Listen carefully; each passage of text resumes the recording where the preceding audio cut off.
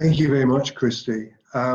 So welcome to our webinar. I hope you're all keeping safe and well. I'm in lockdown in Scotland at the moment on a rural broadband. So we ran this yesterday. We're going to make a couple of very minor changes to what we're going to do. There's a video that I played yesterday when I did this. So we're going to really cut that down and make that very short, under 90 seconds, because it was a little bit pixelated when it came through. So when we get to that bit, don't worry, if it's not coming through fine, then we're going to cut it short, so it won't be for long.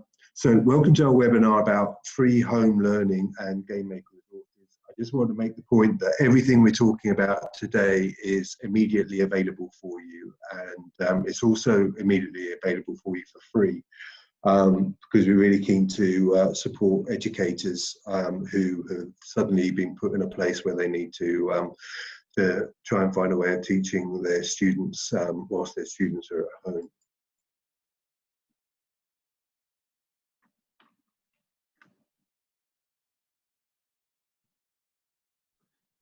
So kicking off, I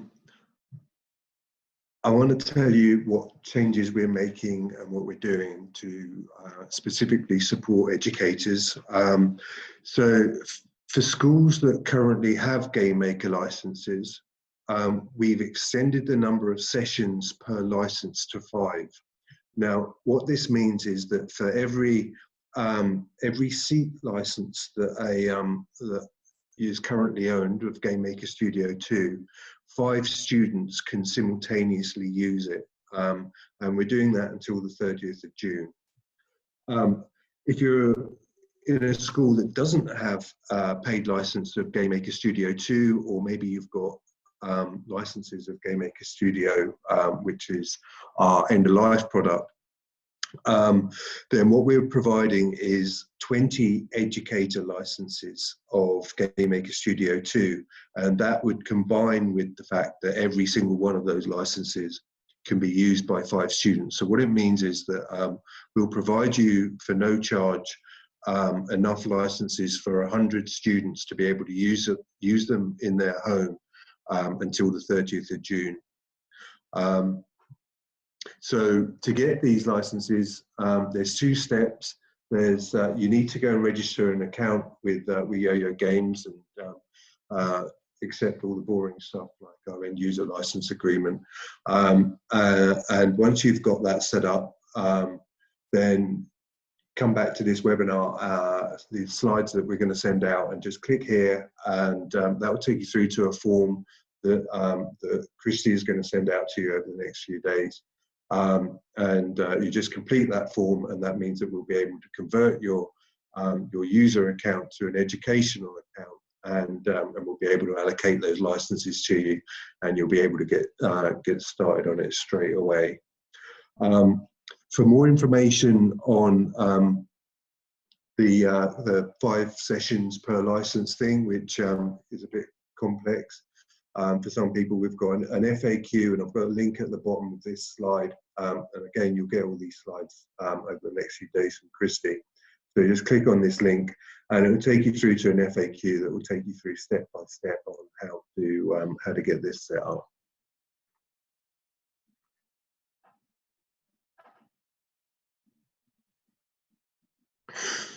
So this is the agenda for today. So as I said at the start, many of you will be giving serious thought about how to engage students in a home learning environment. So I'm going to be quite hands-on in showing you what content there is available. And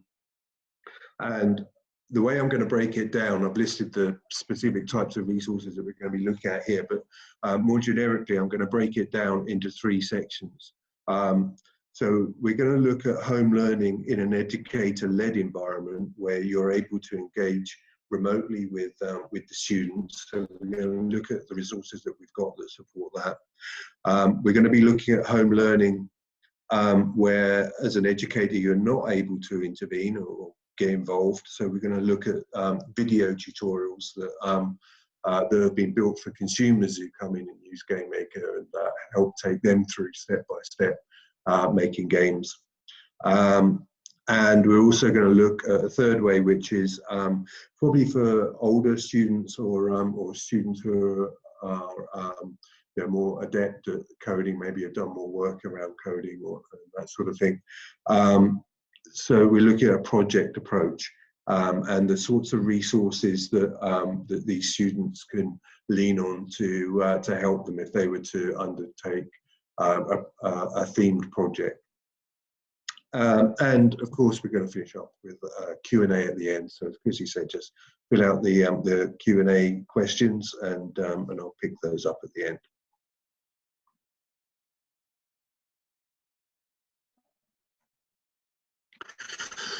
So we'll start with a very brief overview of what GameMaker Studio 2 is, if you haven't heard of it already. It was first developed in 1999 for use in education. We recently celebrated our 20th anniversary of GameMaker back in November of last year. GameMaker is an easy-to-use 2D game-making tool, and being two-dimensional is important for learning because it removes much of the complexity. Also makes it a lot quicker. Drag and drop. So what we have is a drag and drop system. Students aren't going into something which is really code heavy to begin with. They're looking at the structure of how they make games to begin with, and then it enables students, once they've got through these building blocks, to sort of seamlessly progress through to our custom language, which is GML, GameMaker language. And this is a JavaScript-like language based in C, and so they can learn using drag and drop, and then they can look at doing the same thing using code, and it makes it a much easier, less bumpy ride to go from drag and drop into code, rather than just dropping them straight into code. Free teacher resources, and these teach the fundamentals of coding and help students to build their own games step by step, and that's in drag and drop. And marketplace, where students and teachers can download free as well as some paid assets, tutorials and demos. And demos are interesting. They're complete game projects, which enable more advanced users to investigate and modify games. And we have a large active community, so we have our own forum which we moderate, and there's a lot of social media, and the forum is very active. And we also have a blog with beginner tips and the pros, but we're going to go through all of this stuff. And finally, we've got big studio credibility. So if you go on our website and look at the showcase, students can see hundreds of real games made with GameMaker. And there's many multi-million sellers made with GameMaker. The current iPad Game of the Year for 2019 is Hyperlight Drifter, and that was made for GameMaker. So there's plenty of award-winning games on there. And as I said, we work with our studios that make these games, and when they release these games, they provide us with technical blogs on how they actually made some elements of those games. So students can pick up on that and try out some of those techniques themselves. And there's over 1,000 new users every single day register an account to use GameMaker and register on the free trial. And 90% of those are beginners. So whilst we're a professional tool at the one end, we are at the same end a foundation tool. So really, we look upon ourselves as making the game developers, game makers of the future.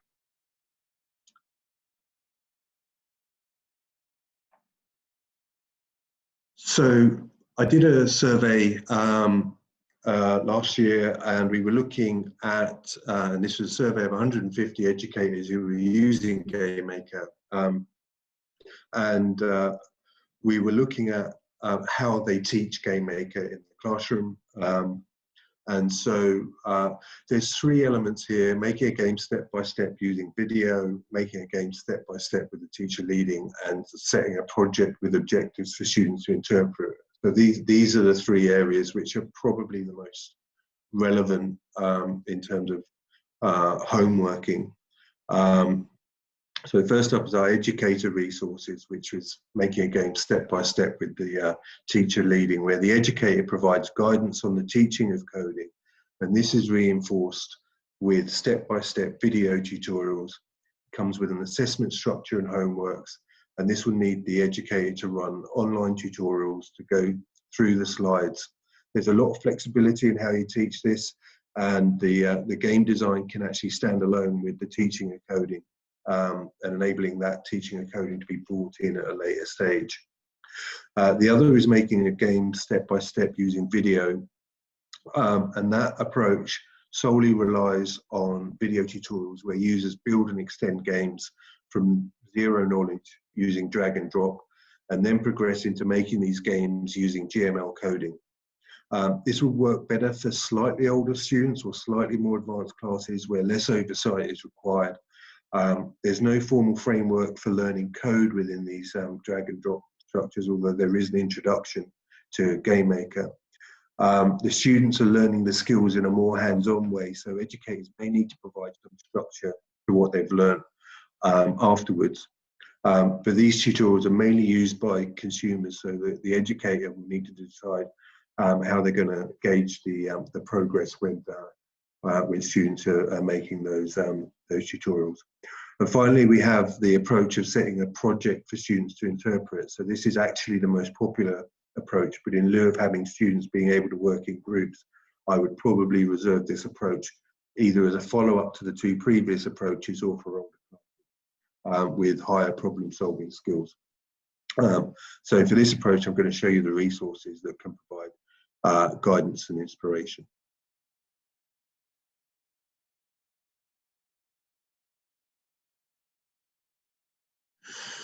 So starting off with our educator resources, we've got Space Bubbles, which is the game, and you can see that on the right here. This is the game that the students will be making. So you can see what comes with this. This is 8 one-hour lessons, and there's 3 homework sheets and 6 video tutorials. The 8 one-hour lessons are broken down into but half of that first half hour is PowerPoint presentations. The second half hour is working on the video tutorials. So you build using the 6 written tutorials, video tutorials, and their equivalent worksheets. You build a core version of the game, and then students move on at a different pace, where there's 15 extension and challenge tasks, which are documented in written format. So those are written tutorials rather than video tutorials to do those. There's also an assessment system for self-assessment, peer assessment, although that will probably not be done in this situation, and also teacher assessment. It's very easy to submit your game, so you can just export your game and provide that to the teacher for the teacher to be able to check it out and see how the student's progressing at any point. There are also completed GameMaker projects for each stage as well, so teachers and students can see what they're hoping to achieve using the projects that are provided. And there's the link at the bottom here which will take you through to that. I'm just going to do a few things. I've got the file structure for this, so I'm going to actually take you through the files that we have and the actual content within this. I'm going to kick off by playing the game first, and we're going to play that video that I referred to, the 90 seconds of the video, which is part of the first tutorial video, which talks about making this background screen, which is the room, which has the stars moving. So I'm just going to play the game so you can see what the students are get out of the tutorials at the end. So here we have it. This is Space Bubbles. And I'm just going to start. So here you can see my little craft. We've got gamma rays, and what we're doing is we're racing towards a warp gate, and you can see at the top that there's a timer which tells you how many meters we've got to go before we reach the walk gate. You can see that we have a number of lives. We've got power-ups, just got that power up, and we've got lots of different styles of bubbles. Some of them chase you, some of them come in from the left, some of them come in from the right. We've got rocks, there's particles there. So there's lots going on. There's you can give the bubbles numerous lives and animations. So there's a lot for the students to pick up, and by the time they get to the end of this, they'll be very proud of having made a really cool looking game that they'll be able to play and amaze their family and friends with. So I'm going to give up there because I don't think we're going to make it all the way to the end of this. Quite tricky. So there we go. So I'm just going to go into the file structure and take you around what we have and what we're going to be providing. So we can see what we have here is that was the demo game. So this is actually what gets what gets exported when you run the export, and so you can export for Windows, Mac, or Linux. GameMaker works on Windows or Mac. We have the lessons here. There's a student booklet. I'll just quickly open that up.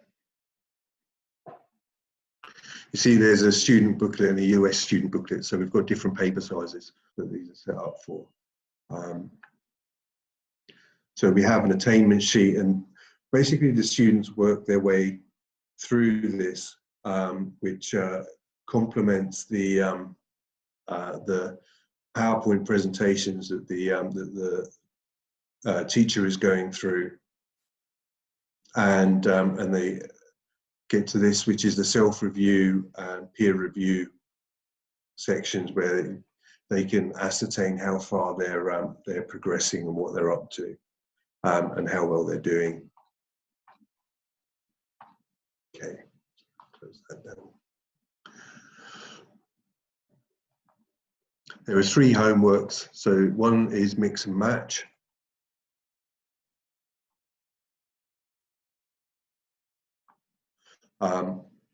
Where you mix and match key terms. So that's fairly straightforward. The next one is sequencing. So you look at the sequences of being able to make a cup of hot chocolate. And then the last one is selection. So you continue on the theme of making your cup of hot chocolate, and you give orders to a robot. You look at the orders that you would provide to a robot to enable them to do it, and then you look at some of the selection statements that are made in GameMaker and try to figure out what's going on in those. So there's homeworks, and also there's the answers as well. We have the PowerPoints, so I'll just go into the first one, the introductory PowerPoint. Just load up. So you can see here you've got your lessons, an introduction to the homework to begin with there, what is computational thinking, algorithm programming. So the early part of this is really familiarizing students with some of the core concepts that they're going to be using within making GameMaker. And then at the end of that, the students start actually using the video tutorials to make GameMaker, and those video tutorials are available as downloads. They are also available on YouTube, but you probably prefer to provide those as media files to the students. So just close that one down. Go back.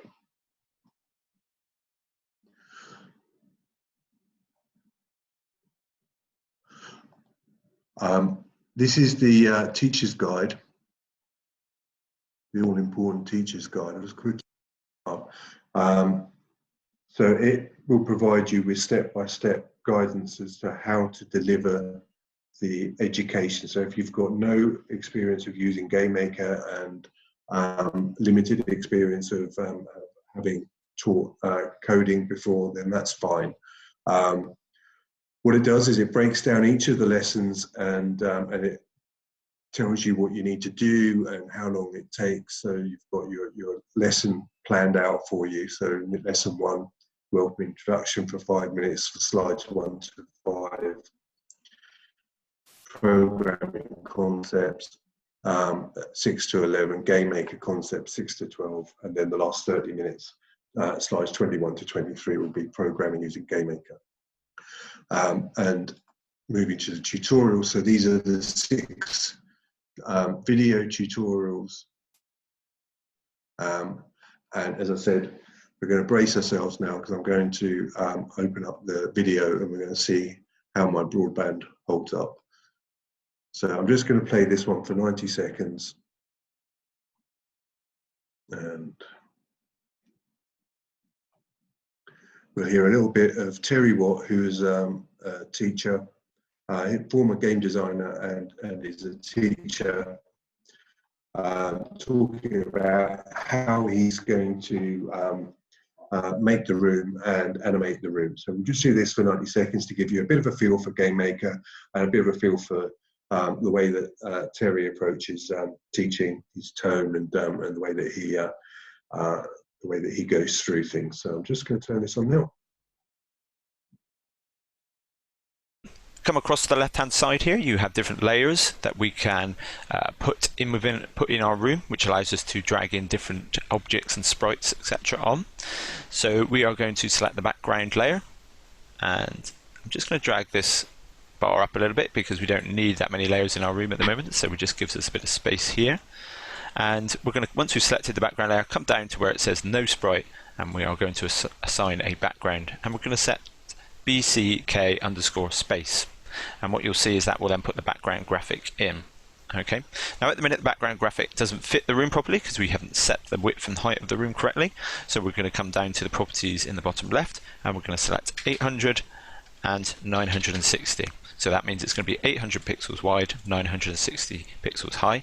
Press enter and the room will resize to the correct proportions for our project. And you can see the background now fits perfectly.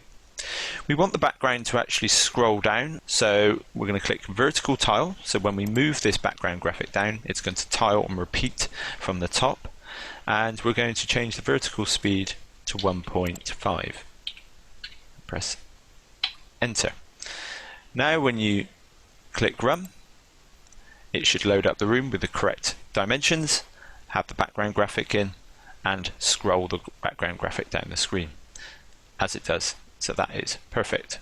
Well done. You have created your first room.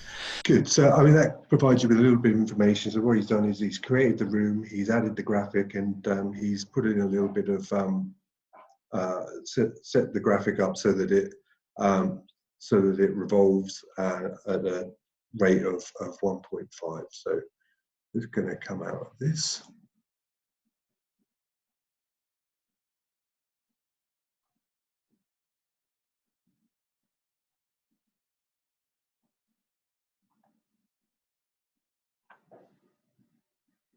And so what Terry is able to provide there is we've got 6 tutorials which enable you to make the core game, and then you can move on to the extension and challenge tasks.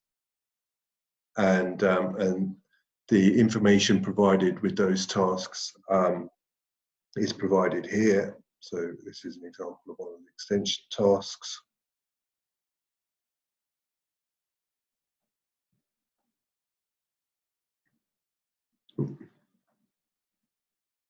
So the student is provided with step-by-step instructions in a written format of how to make these extension tasks. There's also some support in some of the other tutorials. Some of the other video tutorials cover some of these elements as well. So there's other places that they can look if they get stuck. But basically, what happens is you run through the PowerPoint presentations. Close that down. The student gets a starting project which has all of the resources, the assets that they need, the fonts and everything else. and then Terry takes them through it step by step to make their game, and then utilise all of the skills that they're learning from learning how to program using the resources. So that's the educator materials. So I say, bring this back up. Those are the educator materials. They're available at this on our blog, and there's a link to those here.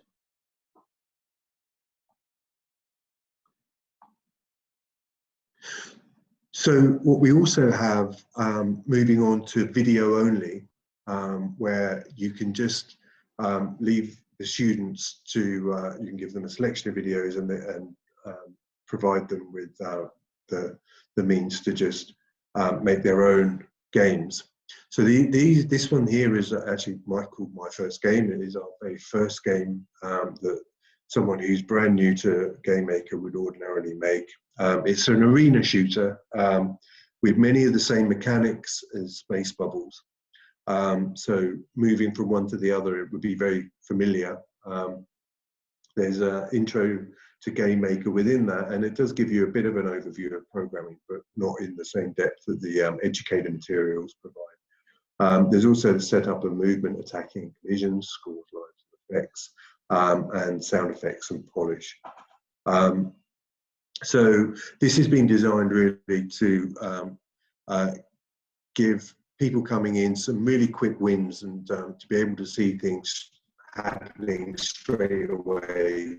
So really within 10 minutes, 15 minutes, they should be able to have their player, make their player, and have their player moving around and doing things. And then within 45 minutes, they'll actually have a proper working game. And again, we've got a link here to do that.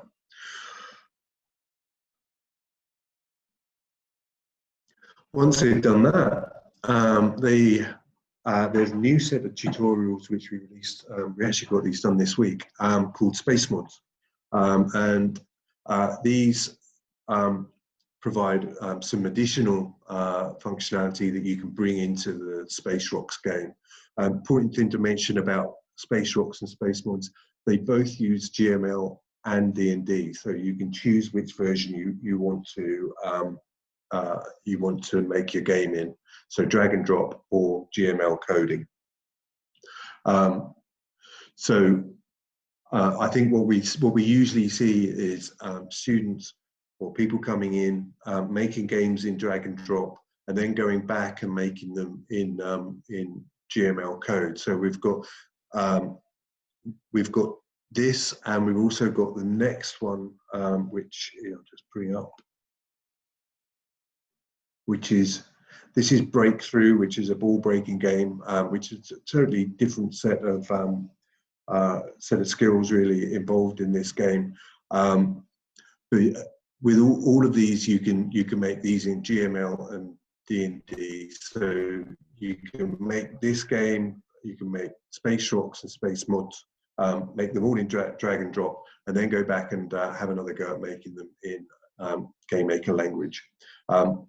Space Bubbles is, just to remind you, is drag and drop only. When students are able to get through to making games using code, then they're doing really well.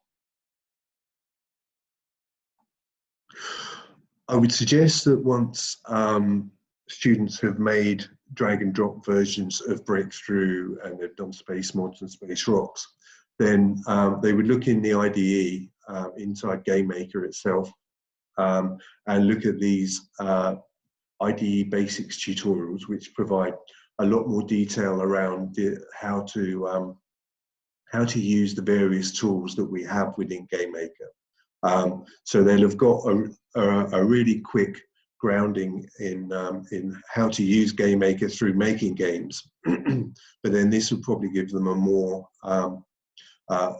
detailed background as to what they can do with all of the tools. So this is really a springboard for them to start using their imagination and being able to make their own games. So I'm just quickly going to show you GameMaker. and how you would get to those tutorials. So this is when you open GameMaker, this is the screen that you come through to. You can see at the top here, we have various banners here that will help you, point you towards various tutorials and resources. And what we also have here is we got, you just click here to the tutorials, and you can see that we've got some own tutorials on my account here, and some of our official tutorials as well. So you just click on those and download those, and they go into the own section, and they provide you with all of the assets you need to make the games and step-by-step tuition. So let's take that out.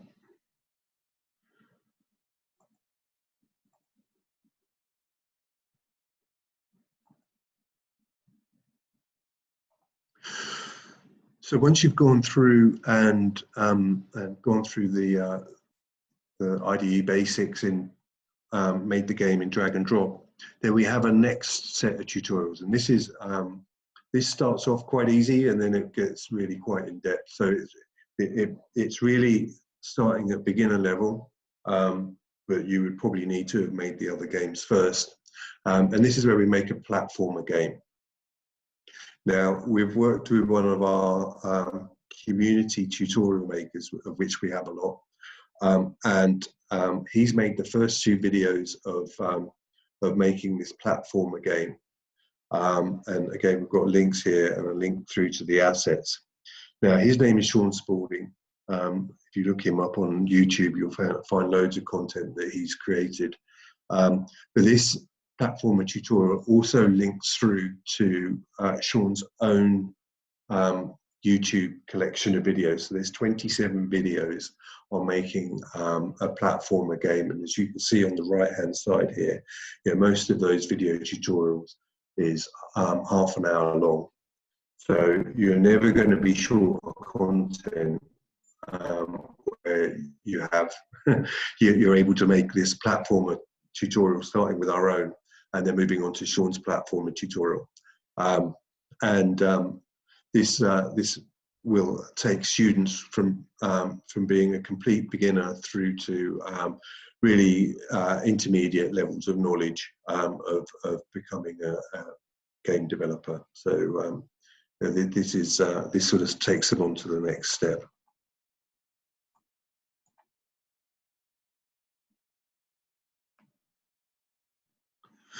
I'm just moving on now to project-based learning. So if you were to take an approach where you can set a theme and you can see how your students interpret it, and you could base a marking scheme on interpretation of that theme, complexity or the functionality used, playability, the coding practice that they use, and obviously their creativity as well. What I've provided here in this slide is a list of various free resources that you can go to. So there's various tools in here. There's access to artwork, free artwork that can be used in audio. Kenny, third from bottom, is particularly recommend. Really great for making free tutorials. And at the very bottom here, we've got general Jammer resources. So making game jams is a big thing in the indie game community. So Global Game Jam is the largest game jam in the world. It takes place every January. And if you click on that link at the bottom, then it will take you through to a vast number of resources that they've compiled over the years. Again, generally free resources that that students can use and to make their games.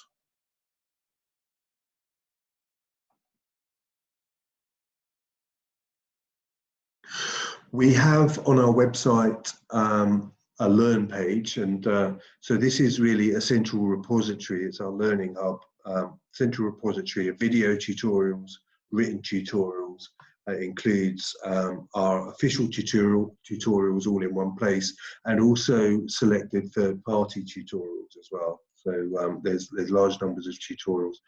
So yeah, you could take the approach of having reviewing some of these tutorials and having your students work through these if they're not quite ready to move on to sort of drag and drop, move away from drag and drop.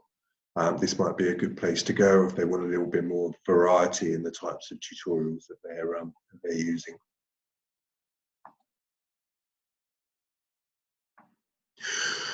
This is our blog page.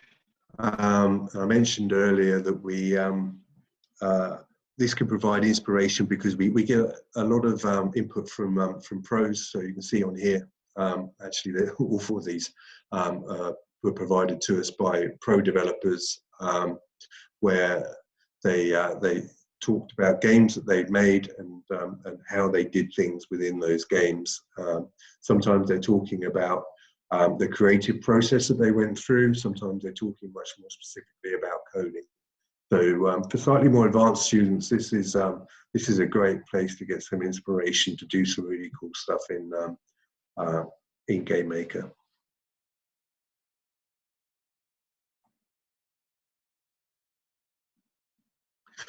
I mentioned YouTube, but what I've done is I've just put together a query here that you can click on, and it will provide you with endless content of different types of tutorials that you can use to make games.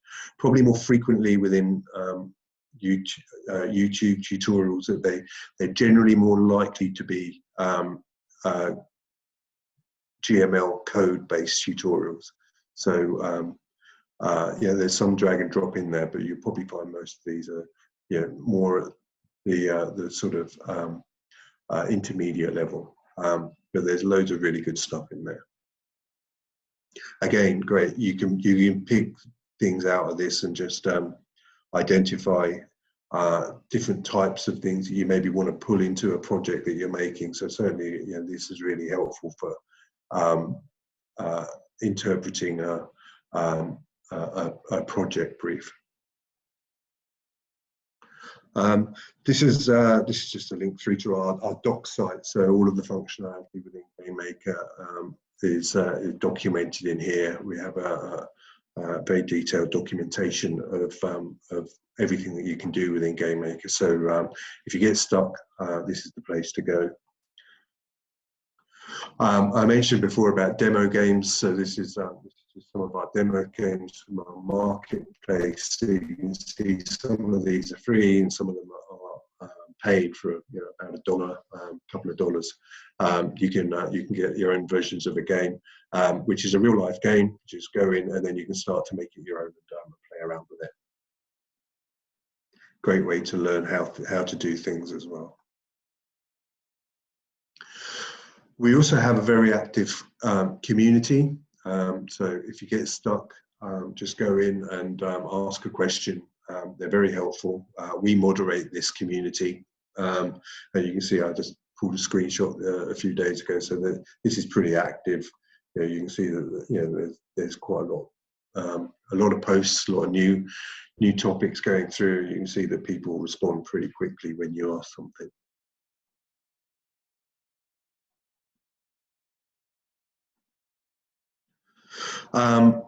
So moving on, getting towards the end now. So I just want to run through a couple of things. I sent out the questionnaire that I referred to earlier on. We received 150 responses to it. I asked the question, how effective are game design lessons at teaching the following? And you can see from this chart the semantic scaling response that we got from that question. And just focusing on the top performing elements of what teachers see are the most effective elements of teaching game design. So those that rated somewhat effective or better, we had in top place learning engagement, which rated at 94.6%, somewhat effective or better. Then giving students individual confidence, 94%. Learning planning, 91.4%. improving the teacher-student bond, 90.6%, programming languages, 89.3%, and improving class behaviour, 86.7%. So there's a lot of really soft skills and other benefits that come from teaching game design. It's something that kids tend to get really involved in and really enjoy. So yeah, they're almost learning without not realising it.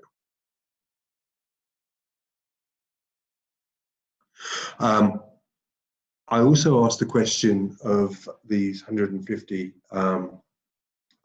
teachers, how has teaching game design aided the education process at your school? So first up, kids are happier in class. There aren't behaviour problems like in other classes. Games require creatives and tech teams to work together with a common goal to solve. While they build games, they also build friendships, learn to overcome hardships, and create something meaningful. My students very much enjoy the game design units that I teach. Personally, I think that game design is effective at improving problem solving, attention to detail, and teamwork. The students have learned to solve complex or abstract problems by themselves. The content provides a sufficient challenge and helps develop persistence and attention to detail. It has certainly enabled some students who are otherwise disengaged from the curriculum to re-engage. And there's a link down the bottom which takes you through to a press article that we wrote on the basis of this feedback from our teachers. We also asked what aspects of learning games design do they think that their students enjoy most? So definitely the end where they finally tried their own game, even if it was the most simple game in the world. Learning to overcome challenges and have a working program. The students love to show their parents what they have made by themselves. They are very proud if they get ideas done and improve their skills. The feeling of accomplishment when completing a game and watching others play the games they built.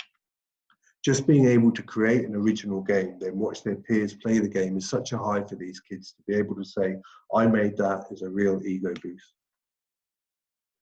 Creating games, making rapid progress in a short space of time. Thinking up new games. Brainstorming is normally a pain to get students to do, but not when it involves game design. And seeing their ideas take shape. So I just wanted to mention about licensing options. So there are two types of license available that can be purchased through Studica. So the educator license, and this is the one that we're providing temporarily until the end of June for free. This is a desktop license, runs on Windows and Mac, can export to Windows, Macs and Linux. And there's the Achiever license, which is includes desktop, but also HTML5 exports, mobile, Android and iOS, UWP, which is Universal Windows Platform, and that enables you to actually put a game onto Xbox One. So there's 1 and 2 year options available, and one of the things about GameMaker is you just make the game in GameMaker the once, and then you just export it to the various different platforms. So it's very easy to export. And then there's privacy. So privacy is very important, becoming increasingly important. We're a UK company and we're subject to GDPR over here. So privacy and data protection has become really important to us. So what we do is we have an anonymous seat-based system. So the account holder that's shown here is the teacher that goes and sets up their account, they register an account in GameMaker, and they then allocate, they buy the seats or they get given the seats, and they allocate those anonymously to the seat users. So the seat users are the students. You create login credentials which are entirely anonymous. We gain no data from the students. We have no analytic systems running in the background that can even see what the students are doing or how they're using GameMaker. So it's entirely anonymous. Student identity is totally protected. And we have a link down the bottom there which takes you through to our privacy policy. Privacy policy covers our commercial license holders and also education. So there's a special area in there, if you're going to have a look at that, to pick out, and that's the education section, which just details, as I've just told you, that we don't collect any data, essentially.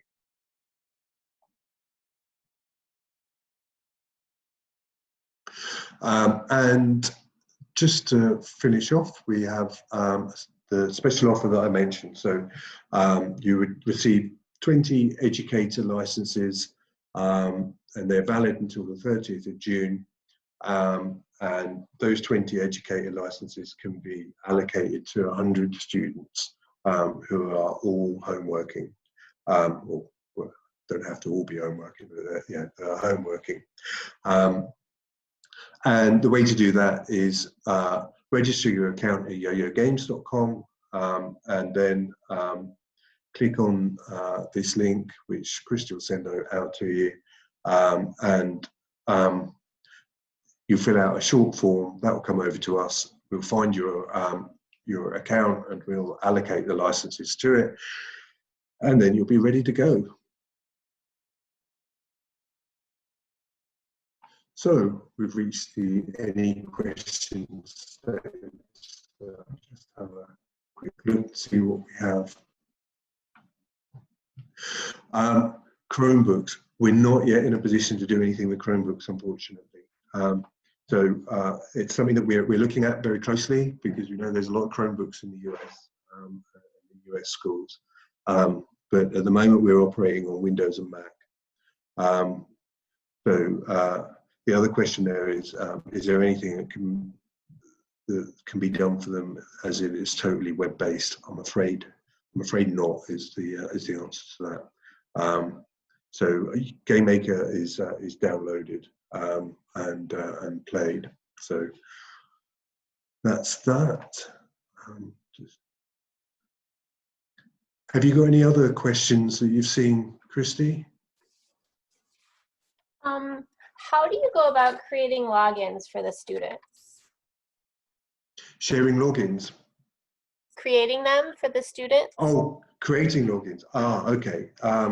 Yeah, sure. So let me just bear with me. So what you would do to create a login is you go to your seat manager. You can actually allocate multiple seat managers. So other teachers who can allocate seats. So it may be that that you're working with other schools within a district, and so the district would be the account holder, and then the district could allocate different teachers in different schools, and they provide those teachers each with the ability to allocate a certain number of the licenses that are being purchased. The teachers with these licenses, what you could do is, if you want to make it really nice and easy, you just allocate all 20 seats to one set of login credentials, and then just provide a single login username and password to the students, which they can all use, and they'll be able to use those simultaneously. So that would probably be the easiest approach there. Okay. Sorry, just one thing to add. At the end of this, when everyone goes back to school, and you've got a load of licenses that have been distributed to students' homes, there's also a tool within there that will enable you to be able to revoke those licenses and gain control of the licenses that you have. Okay, and then it looks, if you can look, Andrew, in the chat window, it looks like there's another, I'm sorry, the Q&A window, it looks like there's another question in there. Can you mirror computer Windows 10 with GameMaker software and one license? I don't know is the answer to that question. What I would say actually is, it probably raises one interesting point. So every person who registers an account, whether we're within this sort of COVID situation or not, receives a free teacher license, and that license is a perpetual license that they can use. And maybe that's the sort of situation where you might want to just use your free license and see if there's something that you particularly want to try, see whether or not you can do it.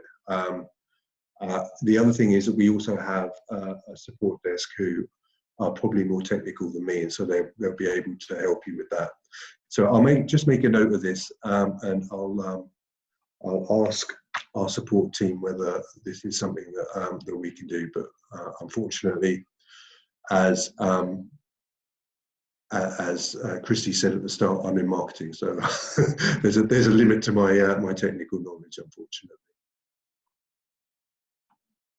Can the Achiever license, can students create an iPad? Yes, they absolutely can create an iPad. Yeah, all devices, all Android devices as well, but they can create games that could be played on an iPad. Andrew, but they can play them on the iPad, but they can actually create them on the iPad? Okay, no. GameMaker is a tool which needs to be used on PC. It's not an iPad. So it's not an iPad-friendly app. It's a PC or Windows. It's a computer program. So they can export to iPad. They can export to iPhone, but it would be very difficult to make it. I mean, you can emulate it onto an iPad from your PC. So that is possible, but you wouldn't really choose to do that. Okay, Andrew, I just had one more question. Can the students download GameMaker without creating an account? Yes. So at the start, I pointed to an FAQ around the new situation where we're providing 5 sessions per license, and that FAQ gives you more details around that. But actually, if you go onto our web page, I'll just bring that up actually to show you.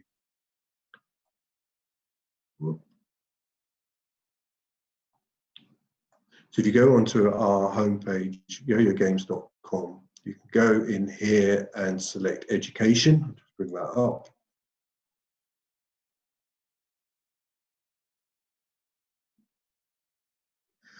And hopefully you can see that now. Yeah. And you just see here, download GameMaker. So the students can just go into here and download it for Windows and Mac directly from there, or you can just copy the links that would download and provide that to your students. So it's really easy to do that. Okay. Is there anything else, Christy? No, that looks like the end of the questions. Okay, I'll move you on to the last slide then. Well, I just wanted to thank you so much, Andrew, for all this helpful information. And thank you everyone for joining us today. GameMaker is an excellent tool for engaging students, teaching code and other STEM-related topics. So if you would like more information, please feel free to contact us at Studica. You can reach us at info@studica.com or call 888-561-7521. And again, I will be sending a follow-up email in a few days that will include the links mentioned in this presentation and other helpful information, as well as a link to the recording. So please keep an eye out for that. And if you do have further questions, you can respond to that as well, and I'll make sure we get answers for you. Thank you so much, everyone, and enjoy your day.